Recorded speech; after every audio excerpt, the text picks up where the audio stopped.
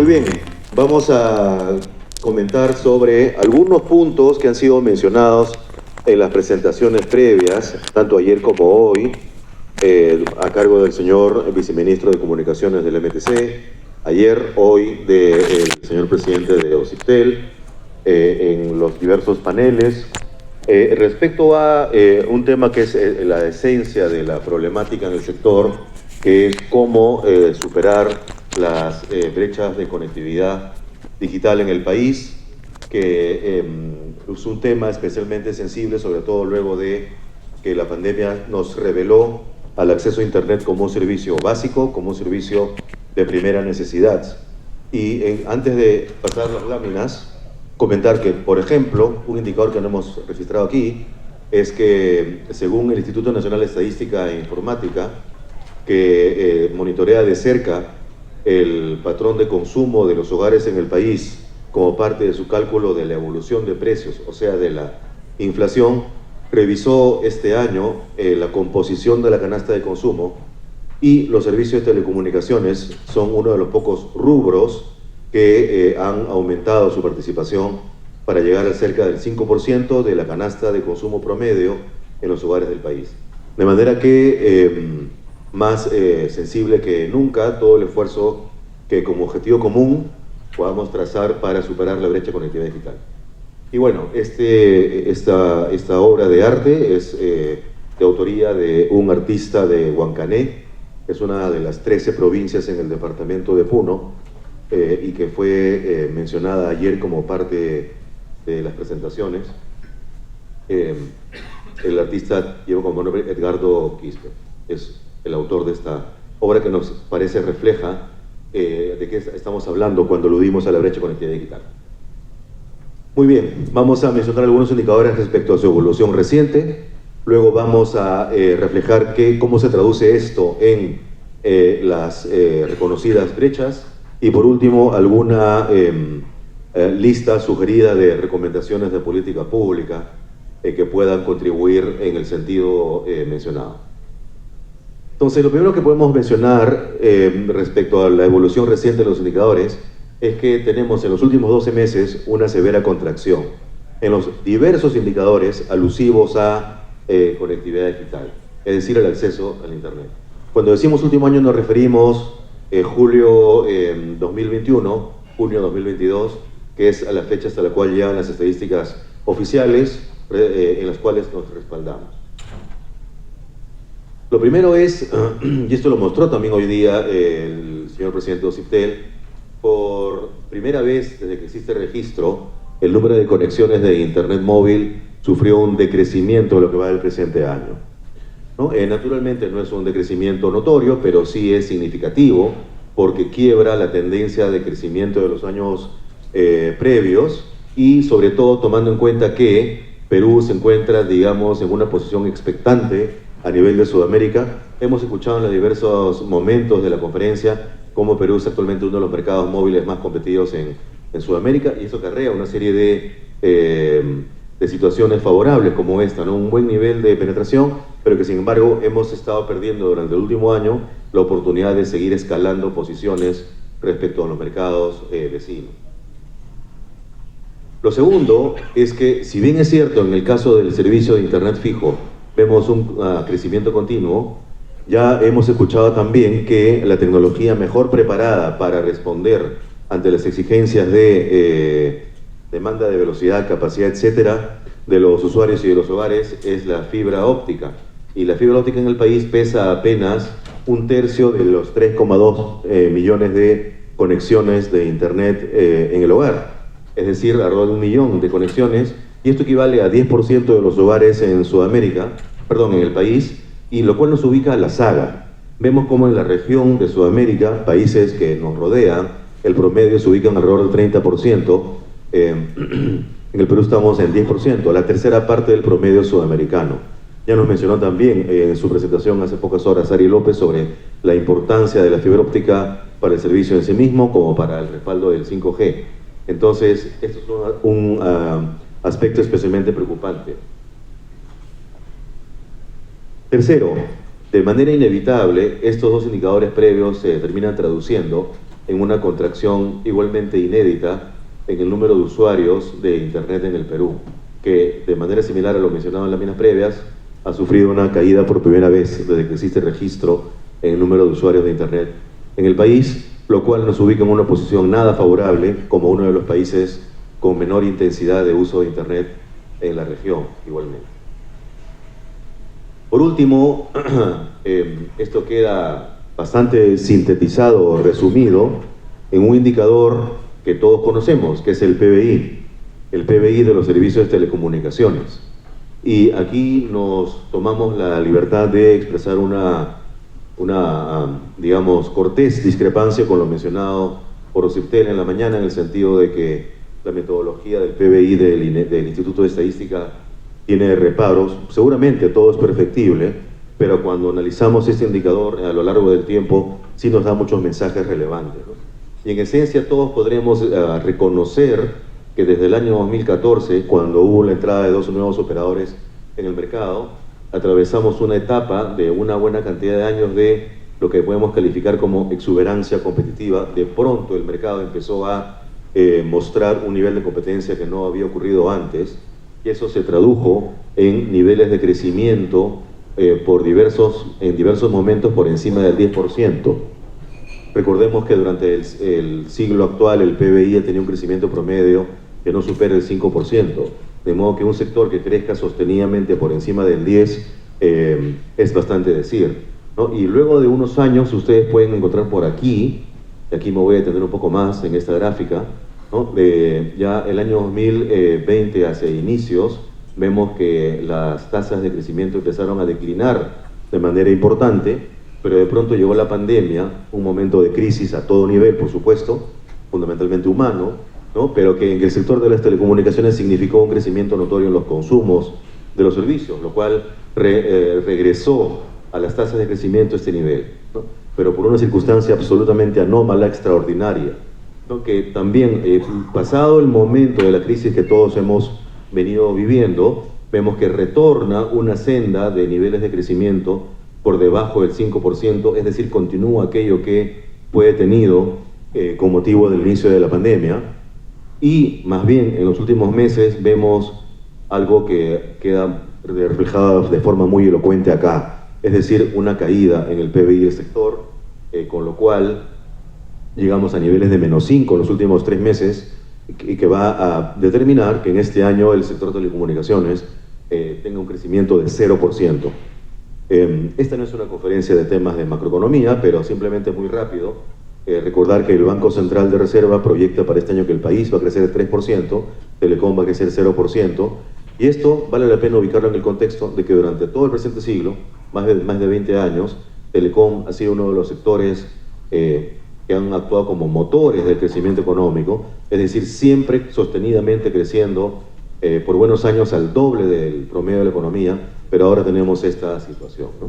Entonces, esto nos permite sintetizar el mensaje transmitido en las láminas previas sobre cómo durante el último año tenemos una situación que vale la pena observar muy de cerca y tomar las medidas para resolverlo.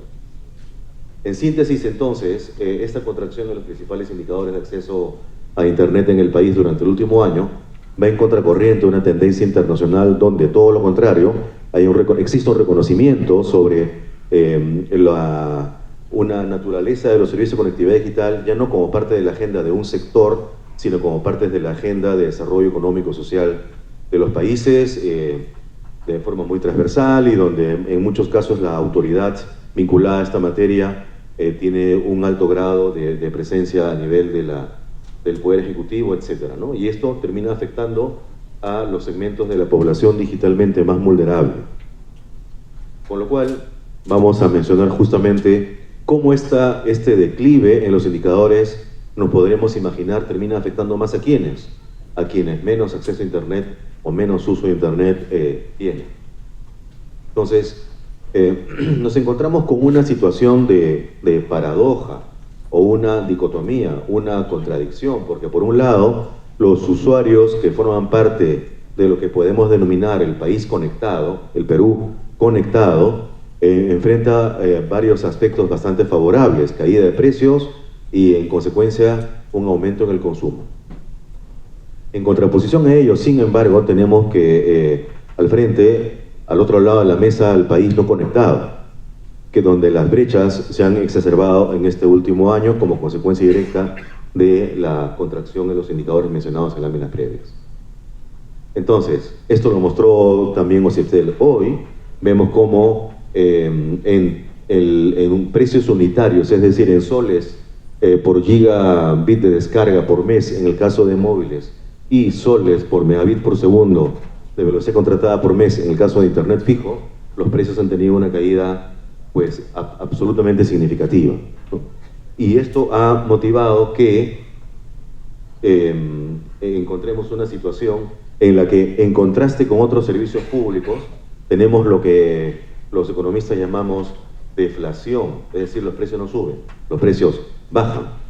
Y ya que vale la pena compararlos con otros servicios básicos, tenemos, por ejemplo, el caso del servicio de agua potable, que como ustedes podrán ver acá, durante los últimos años ha tenido un crecimiento acumulado del 74% en una década.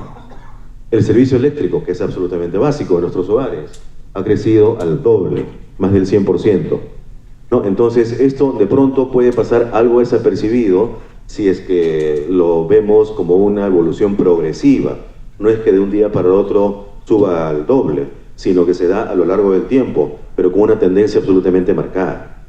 Mientras que eso pasa con estos servicios, en telecomunicaciones no solamente vemos que crece menos, sino que decrece. Entonces, muy por debajo, por ejemplo, de la inflación general del país. Entonces, tenemos un sector donde los precios han tenido claramente, por donde lo veamos, una caída significativa en los últimos años, como consecuencia de una diversidad de factores, pero entre ellos el crecimiento en la intensidad competitiva que mencionamos en láminas previas.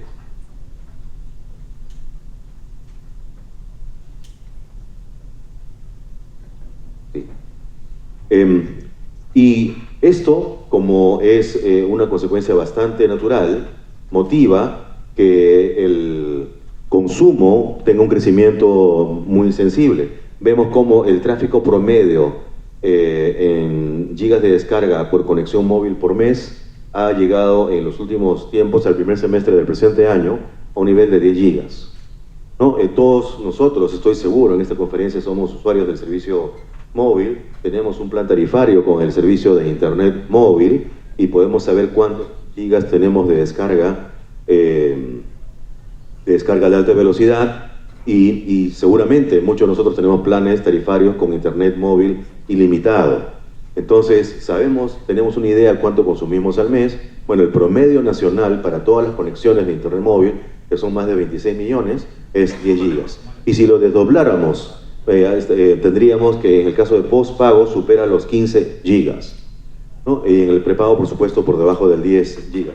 Y esto es interesante porque también uno de los panelistas en la mañana de hoy mencionó el reporte sumamente conocido de Ericsson, el reporte de movilidad de Ericsson, que es publicado cada año. En este año fue publicado hace unos meses, en junio, donde registran el promedio mundial del consumo en internet móvil es precisamente de 15 gigas. Entonces, lo que encontramos es que en el Perú, el consumo de internet móvil en la línea de postpago responde perfectamente a la situación de los estándares internacionales. Y en el caso de internet fijo, aquí las estadísticas de OCIPTEL no terminan de ser tan convenientemente estructuradas, pero sí podemos decir que las conexiones fijas con un nivel de velocidad relativamente alto ya representan un porcentaje muy significativo de las conexiones fijas totales. Sin embargo, hasta aquí, en estas dos últimas láminas, estamos mostrando la realidad de quienes ya somos usuarios, de quienes ya estamos conectados, de quienes ya contamos con el servicio. Y más bien, lo mencionado hace un momento en el bloque previo respecto a esta contracción de los indicadores, pues se traduce en este tipo de situaciones. Miremos aquí conexiones fijas según departamento del país.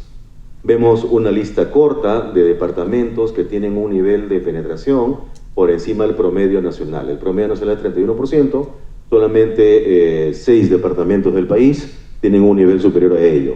Y no es casualidad que todos ellos están en la costa del país. Y en el otro extremo, quienes están en los niveles más bajos, de 10% o menos, son en total 7 departamentos, todos ellos o en la sierra o en la selva del país. Estoy seguro que este tipo de conceptos no resulta ajeno a muchos de nosotros, pero, digamos, ponerlo en cifras resulta sumamente revelador y además muestra la magnitud del desafío que como país tenemos. Porque donde además ocurre que no solamente la foto de la penetración refleja este resultado, sino que en esta línea de color naranja podemos ver las tasas de crecimiento. Y vemos que los que crecen más están en el grupo superior y la mayoría de quienes crecen menos, incluso por debajo de cero, o sea, caen, se encuentran en el nivel inferior. Entonces, a esto nos referimos con que la contracción en los indicadores principales del sector se traduce en una exacerbación de las brechas.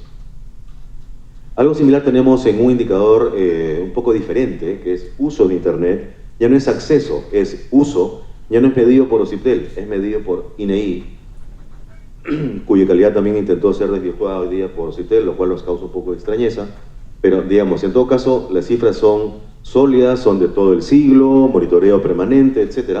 Y lo que vemos es esto, que el promedio nacional de uso de Internet es 73%, y vemos un patrón muy parecido a lo mostrado en la lámina previa. Es decir, quienes están arriba son los departamentos fundamentalmente de la costa e inversamente quienes están más abajo son departamentos de la sierra o de la selva, donde ocurre además tasas de crecimiento igualmente opuestas. Las tasas de crecimiento mayores como generalidad están en los departamentos de la costa y tasas de crecimiento menor o incluso muy negativo llegando a por encima del 5% en los departamentos de la sierra o de la selva.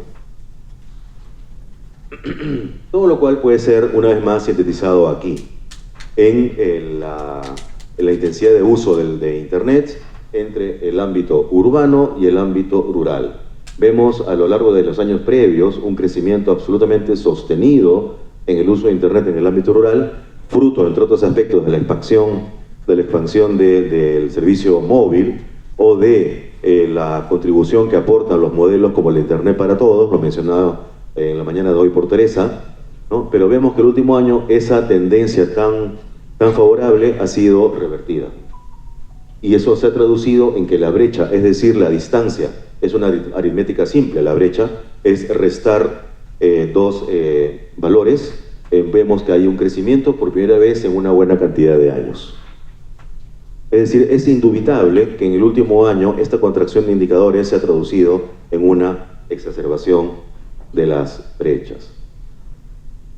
Y sumado a ello, tenemos un hecho que todos conocemos y que tiene una historia de bastante larga data y que además es altamente conocida, de manera que no vale la pena repasar todo lo acontecido durante más de una década, pero sí lo más reciente, ¿no? Y el hecho concreto es que el objetivo trazado para el modelo dorsal, que si alguno de nosotros quisiera repasar o desempolvar los documentos, aquellos que respaldaron la ley de banda ancha que dio a luz al proyecto de la red dorsal con la mejor intención del caso, ¿no? Podrá encontrar ahí que el objetivo claramente era precisamente la reducción de las brechas.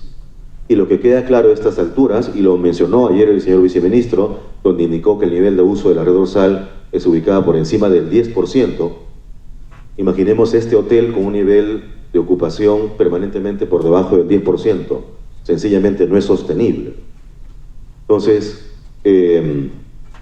toda esa historia ya es bastante conocida, pero lo que sí podemos saber, sí podemos mencionar ahora, es lo que el estadio en que se encuentra ambos casos, ¿no? Tanto ambos casos me refiero a la red dorsal propiamente dicha, como el caso de las redes regionales. Y aquí vale la pena detenernos un momento en subrayar que cuando hablamos de este proyecto de la red dorsal, debiéramos más bien referirnos al modelo dorsal trazado en su momento. Y decimos modelo porque no solamente consta de la red dorsal propiamente dicha, sino también de las redes de transportes regionales y las redes de acceso locales en cada región. Ese es el conjunto del proyecto que en algún momento, allá por inicios de la década pasada, fue separado para que formen parte del modelo de la red, de la red dorsal por un lado y las redes regionales por otro, pero en un inicio fue concebido como una integralidad, fue separado, y a estas alturas lo que tenemos un caso donde quien dejó de ser el concesionario de la red dorsal ha planteado este mensaje de que discute seriamente la caducidad del contrato determinada por el Ministerio, y por otro lado un caso mucho más concreto, que es que ya un concesionario de unas redes regionales en el país ya han tenido un resultado favorable para ellos en un arbitraje interpuesto contra el Estado peruano. Entonces, esto es sumamente preocupante, de manera que tal que, lejos de contribuir con el objetivo de la reducción de las brechas en conectividad digital, hasta el momento la experiencia con el modelo dorsal difícilmente podemos afirmar que es positiva. Por lo tanto, lo que podemos decir es que esta contracción en los principales indicadores de acceso a Internet en el país durante el último año tiene un impacto directo en la brecha de uso de Internet urbano-rural, sin que el modelo dorsal haya tenido una contribución en que esto no ocurra.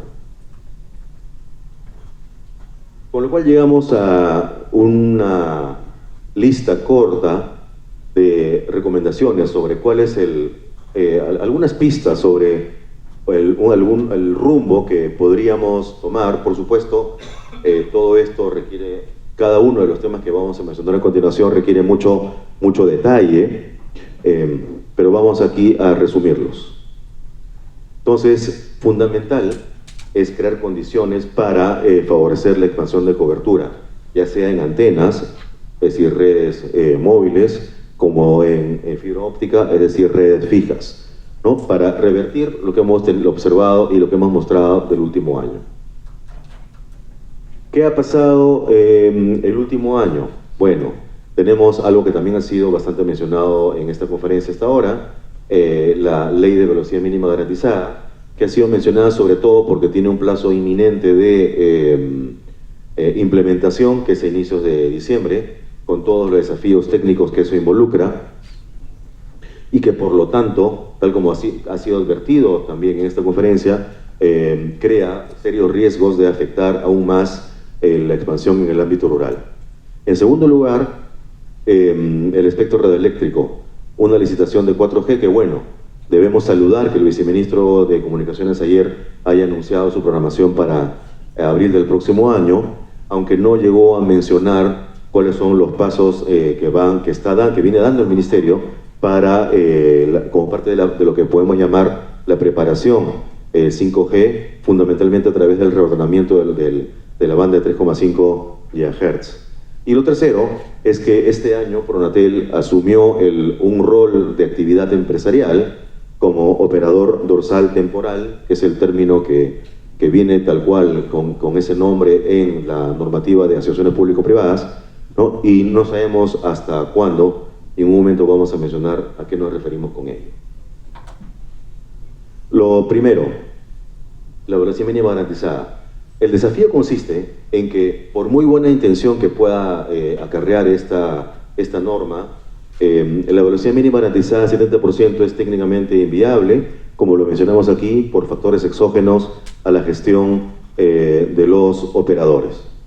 En el caso de Internet fijo, la única tecnología que tiene capacidad para responder a este requerimiento es la fibra óptica, que ya vimos cuánto pesa en el mercado hoy.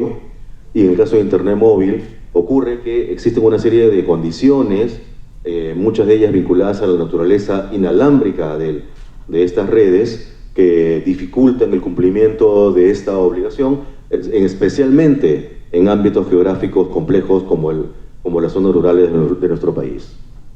Por lo tanto, existe un riesgo de incumplimiento regulatorio, ¿no? Que obedezca a estas condiciones estructurales ajenas a la gestión de los operadores. En el caso de Internet fijo, pues lo más probable, o en todo caso una reacción absolutamente esperable, es que conforme el avance de las redes de fibra óptica al hogar, FTTH, es progresivo, y por lo tanto hay ciudades en el país donde esta aún no llega, pero al no llegar no va a ser factible de ser cumplida la obligación, entonces crea serias dificultades para la comercialización del servicio frente al riesgo de serias amonestaciones por parte del regulador. Y en el caso del Internet móvil, este mismo riesgo de incumplimiento va a restringir la expansión de cobertura, tal como quedó absolutamente de manifiesto en la postergación de las licitaciones de espectro radioeléctrico de febrero pasado, que como recordarán, Proinversión se vio obligada a postergar precisamente porque, y esto está escrito, es información pública, como parte de los documentos del concurso, los operadores manifestaron su seria preocupación de cumplir con las obligaciones contenidas en la licitación frente a esta exigencia regulatoria. Por lo tanto, una opción, y esto lo mencionó también en la mañana Rafael Muente de OCIPTEL, es la derogación de la ley antes de su inicio, es decir, al 3 de diciembre, dentro de pocas semanas, pero si es que esto no resulta tan realista, por lo menos aplicar la ley bajo determinados condicionantes, tal como está contenido en la propuesta publicada por el Ministerio hace pocas semanas, ¿no? Bajo determinadas condiciones, con lo cual, por ejemplo, en el caso de conexiones fijas, su alcance involucraría menos del 10% de conexiones totales vigentes. Entonces, pareciera que existe algún sentido en el Ministerio de Transportes y Comunicaciones de la complejidad que acarrea esta medida, los riesgos que trae consigo y por lo tanto medidas oportunas para que pueda ser revertido. En un segundo punto, el espectro radioeléctrico. Es evidente, lo mostramos hace un rato, cómo conforme el consumo de gigas, vamos a decirlo así, va creciendo de forma sostenida, esto exige cada vez más espectro radioeléctrico. En la medida que este espectro provee las autopistas, las famosas autopistas de la información sobre las cuales discurre todo el tráfico que los usuarios generamos. Mostrábamos hace un rato que en 4G el crecimiento del consumo alcanza un orden de 10 veces en los últimos 5 años, de 1 a 10 gigas por usuario promedio por mes, ¿no? Y en el caso de 5G tenemos el reordenamiento mencionado en la banda de 3,5 con un total de 500 MHz. Entonces, ¿cuál es el impacto que puede tener un avance lento en esta materia? Bueno, un riesgo de deterioro en la calidad de servicio, que es algo que no deberíamos permitir, ¿no? Y en el caso del 5G, un riesgo de retraso en su despliegue respecto a lo que países vecinos están desarrollando. Como bien mencionó Ari en su presentación hace un momento, simplemente la tecnología no va a esperar, y si el no avanzar no significa estacionarse, significa retroceder, porque nuestros países vecinos están avanzando rápido. Por lo tanto, una posibilidad es una programación conjunta de una licitación 4G, 5G, es algo que esperemos el Ministerio pueda contemplar, y para ello, de manera específica, este reordenamiento pueda ser acelerado. Tercer punto, la red dorsal. Y aquí vamos a detenernos especialmente en el ámbito de la temporalidad. ¿Cuáles son los tiempos que tiene al frente, que nos ofrece el panorama respecto a la situación actual? Una pequeña síntesis de dónde nos ubicamos hoy. El año pasado, en julio, el Ministerio de Transportes y Comunicaciones formalizó la expiración del contrato de concesión con Azteca. Luego de eso, según la normativa de asociaciones público-privadas, que contempla este escenario de expiración temprana de los contratos de APPs, dispone, ante un reconocimiento de que una asociación público-privada requiere una estructuración que toma tiempo, toma meses, esta normativa dispone un plazo total de 6 meses en los cuales el ente rector del sector correspondiente, en este caso Transportes y Comunicaciones, debe tomar las medidas correspondientes para otorgar la concesión a algún nuevo concesionario. Esos 6 meses, si contamos de julio del año pasado, concluían en enero de este año. Y para eso, incluso de forma coordinada con la normativa de compras del Estado, se le da un carácter de emergencia y por lo tanto una celeridad en todos los procedimientos que muchos de nosotros conocemos sobre compras del Estado, para que pueda ocurrir de que en 6 meses exista un nuevo concesionario al que se le califica de temporal. Eso, llegado a enero del 2022, no ocurrió. No ocurrió. Vencido el plazo definido según normativa de APPs, Pronatel no designó a un operador dorsal temporal. Inició más bien lo que debía haber iniciado, digamos, en julio del año pasado, y en junio del presente año, luego de 2 intentos sucesivos, finalmente concluyó sin, de todas maneras, designar a un nuevo operador temporal y terminó decidiendo entonces tomar para sí esta administración, esta operación temporal de la red dorsal, que es algo que ayer también, sobre lo cual nos explicó bastante el señor viceministro. Y a todo ello debemos sumarle que en octubre del presente año, es decir, hace un mes, el Ministerio, específicamente el grupo de trabajo formado para tal fin, tendría que haber concluido el diseño de un nuevo modelo dorsal. Hubo un grupo de trabajo formalmente creado en octubre del año pasado, que tuvo un plazo total de 1 año, cumplidos el 26 de octubre, luego del cual debía tener un documento de trabajo donde plantee el nuevo modelo dorsal. ¿Qué nuevo modelo dorsal? Como el operador dorsal temporal supera el bache de estos 6 meses, es designado por un total de hasta 3 años, porque es el tiempo que, en la lógica de la normativa de APPs, le toma al Estado estructurar un proceso de APPs para que del ministerio respectivo vaya a inversión, licitación, adjudicación, contrato, todo eso, 3 años. ¿Esto qué significa? Y no quisiera enredar con los tiempos, pero sí lo que quisiera llegar a que, dado que el contrato con el operador anterior concluyó en julio del año pasado y hubo 6 meses para designar un nuevo operador, digámoslo así, por mientras, 3 años más adelante, o sea, en enero 2025, respecto a enero 2022, debiera haber un nuevo operador dorsal por el plazo determinado en el nuevo modelo dorsal. Entonces, eso tendría que estar plasmado en este diseño del nuevo modelo dorsal, que es un documento no publicado, no es conocido, algo que nos llama la atención.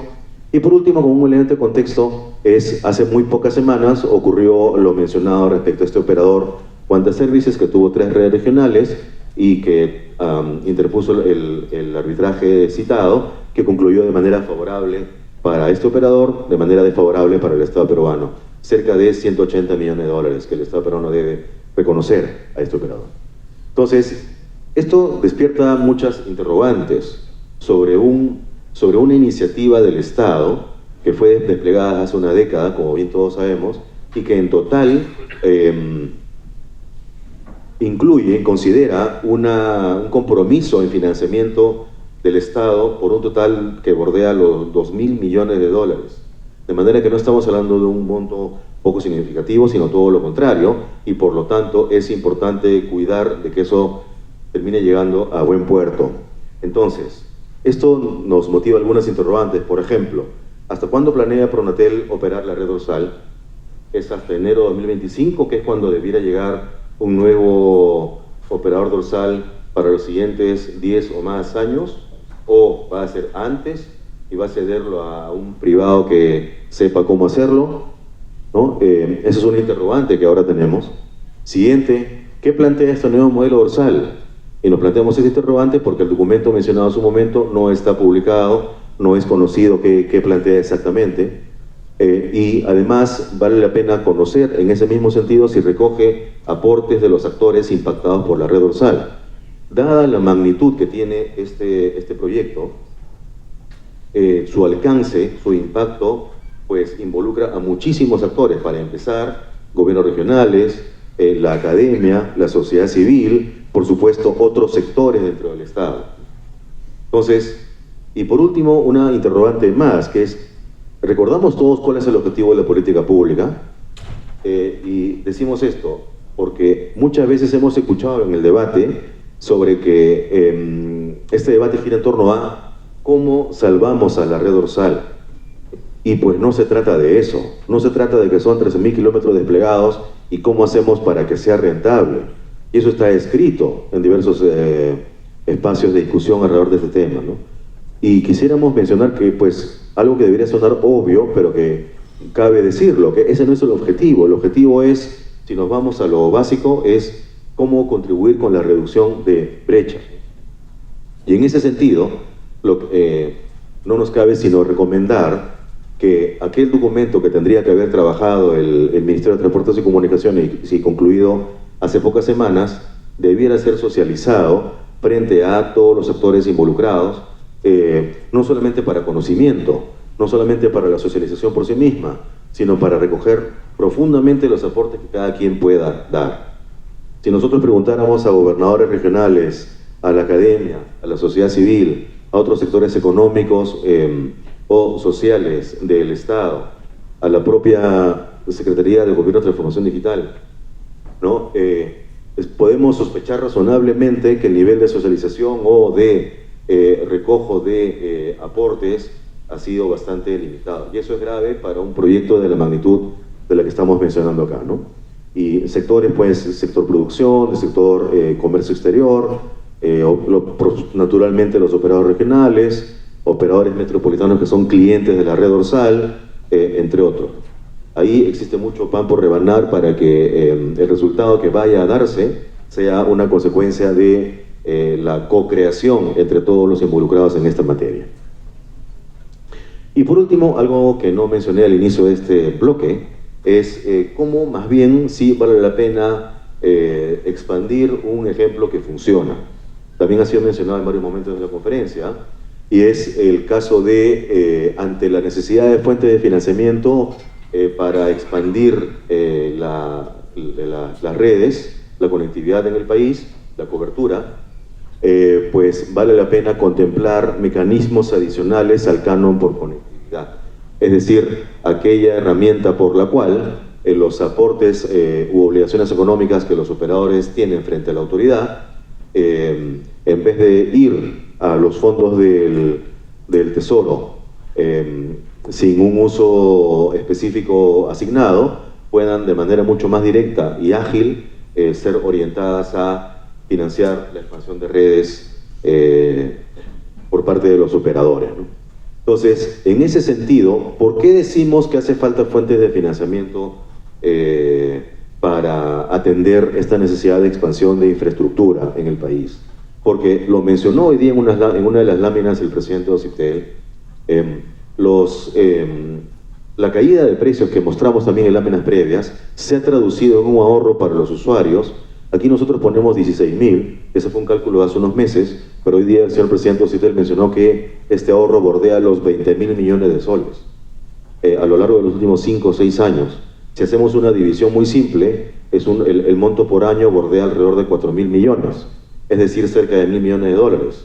Y muchos de ustedes conocerán que el nivel de inversiones que tiene el sector de telecomunicaciones por año bordea precisamente 1.000 millones de dólares. Entonces, estamos hablando de que ha habido una bienvenida, por supuesto, a la caída de precios, naturalmente. Todos estamos siendo beneficiados por ello, pero eso está generando lo que en economía llamamos una transferencia del excedente del productor al excedente del consumidor. En buena cuenta que esto genera una presión muy fuerte sobre la capacidad de financiamiento orgánico de los operadores y tiene sentido compensarlo con este tipo de medidas. Entonces, si es que no se expande la medida del canon por conectividad a otro tipo de obligaciones, existe un riesgo de ralentización, o sea, de que se pongan mucho más lentas esta expansión de cobertura tan necesaria para el país. Por lo tanto, la recomendación bastante directa es aplicar esta lógica a otro tipo de obligaciones económicas que existen frente a la autoridad. De manera que esto es, entonces nos encontramos en un momento de contracción que es lastimosamente no es una buena noticia para el último año, expansión de brechas y por lo tanto, frente a una realidad donde países vecinos con quienes competimos en desarrollo económico, social, exposición frente a los mercados globales, están dando pasos hacia adelante, y basta para ello recordar los casos de Chile o Brasil en licitaciones de espectro radioeléctrico 5G hace pocos meses.